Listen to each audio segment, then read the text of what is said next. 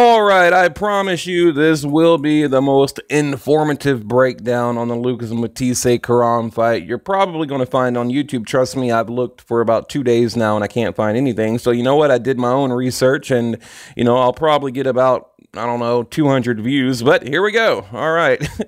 But Lucas Matthysse versus Kiram. Now, I kind of knew who he was before, just to be completely honest, but I had to do a lot of homework on the guy. Okay, former lightweight, welterweight. Let me get the, you know, the bread and butter out of the way here. Okay, former lightweight, welterweight champion Lucas Matthysse versus Kiram. Okay, basically the ties, the megastar, superstar, whatever. Lucas 38-4-1, been in the ring with Danny Garcia, Victor Postol, Zab Judah, Humberto Soto. I met Soto in Houston, really cool guy.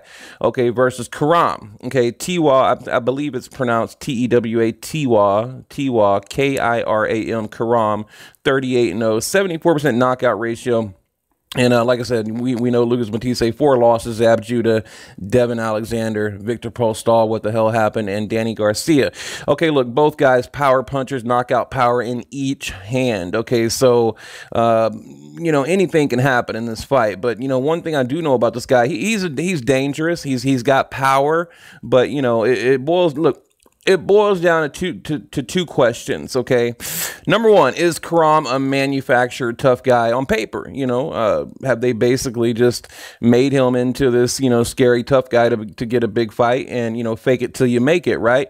Or is he the real deal? Because we don't really know much about, you know, his opponents. If you look, check out all of his opponents. They're 10 losses, 12 losses, 11 losses. Like the guys that he's been fighting, like recently, currently fighting, these guys, like, I don't know who they are. You know, it's like these guys, I know they got a ton of losses, I can tell you that. But, you know, and I've watched, I think, 3 of his fights now.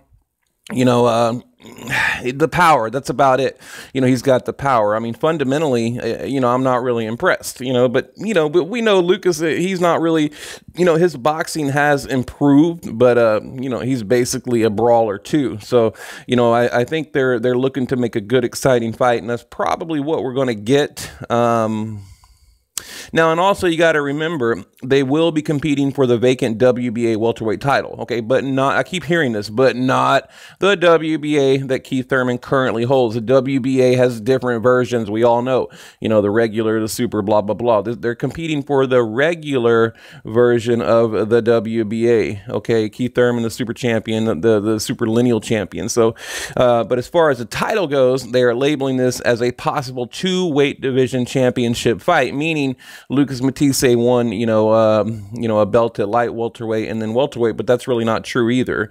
But because Lucas Matthysse lost Danny Garcia when he was the WBC interim champion in 2013, and Danny Garcia was the WBC full champion at the time, if my memory serves me correct. I'm thinking back on that. So they're kind of labeling this as, like, you know, a possible 2-division champion, but he was the interim champion back then, and this is for the regular version of the W. So he's not really never really was or will be, if he wins, a full champion of a belt. Okay, so you got to know your belts here. I mean, look, it's alphabet soup. There's so much nonsense with the sanctioning bodies. It drives me crazy, but anyway, moving on, okay? Now, Lucas Matthysse, like I said, lost to Danny Garcia for that WBC interim, getting that second shot right now. And if you remember, okay, Danny Garcia vacated the belt, moved up to face, I believe, Paulie Malignaggi. So that's what happened to that belt. But he, like I said, he never held that belt either. But,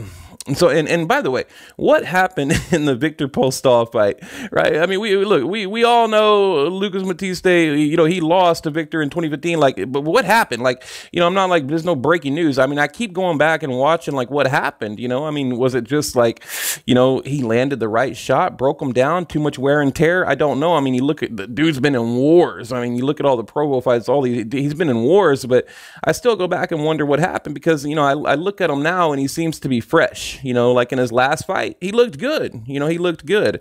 But Victor Postol, you know, we thought he had a real chance of beating Crawford, and that simply was not the case. So, you know, it was a weird, that was just a weird, there were some weird dynamics going on there with all those guys. But anyway, you're asking yourself, what does all this mean? What is it leading to? I'll tell you, and I guarantee you, I know where it's going. It will lead to a Keith Thurman showdown for the WBA. Okay, because look, both guys will have a version of that belt. Now, I mean, if Lucas Matthysse wins, it's going to be a Keith Thurman 2018 Lucas Matthysse, and that's a good fight. It's a good fight. It is. Look, if Matthysse can look good and become the regular champion, then yeah, that's where it's going to go down. So but Keith Thurman, he's got Danny Garcia, maybe a rematch, possible Sean Porter, and if you look at the rest of the welterweight division, rumor has Spence will be fighting his mandatory for the IBF, possible Crawford Jeff Horn fight, so you look at the landscape, it's a real possibility that you're going to have a Lucas Matthysse, Keith Thurman. Of course, you got the Manny Pacquiao show out there, Amir Khan making a comeback. That's a possibility for Pacquiao, just looking at the welterweight division. But to sum it up, he needs to win, put himself in a better position. Let's face it, at this point, he's probably doing it for the money and giving, the boxing fans, the final encore. And like I said, the plan B is if, Kiram, if he wins, then, I don't know. What if imagine, what if he, knocks out Lucas Matthysse, right? If he wins, then there's a new player in the welterweight division. So, but that's where we're at. Just to recap, his opponent, I don't know. I think he's a manufactured, pro fighter, whatever you want to call him. I'm not going to call him a champion. He's just a manufactured fighter, and I think they're trying to get him to look good. But then I also thought, he's a manufactured fighter, but he's a dangerous one too. He does have power, because the guys that he's knocking out, not all of them have a terrible resume. Most of them do, but clearly he has power. So, I don't know. And I'm kind of thinking, like, is it money? Like, do they? And this is another thing. I was reading a website and they were talking about. And let me end it here. I don't want to keep babbling. But they were talking about, where in the hell did this guy come from? This Kiram. And then rumor has it, okay, that it's the money that, basically the promoters, they don't have a whole lot of money to pay Lucas Matthysse, because the fan base is simply not there anymore. Let's be real, right? Let's face it. And so basically they had to find a guy, that they can label as, the Thai megastar, 38-0 knockout power, coming to America, to basically, conquer the welterweight division. We got a new player in the welterweight division. They're labeling it like that. That's how they're building the fight. They're going to build it up, hype it up, whatever. So, that's, as far as I can see, that's why you're getting this particular matchup, unless you know something I don't, which I doubt, because I've done days and days of research and there's just not a lot out there. So, my prediction, which I'll probably put out tomorrow, I think, I've got Lucas Matthysse probably stopping the guy, I'd say in the later rounds, because his boxing skills, they've improved a lot.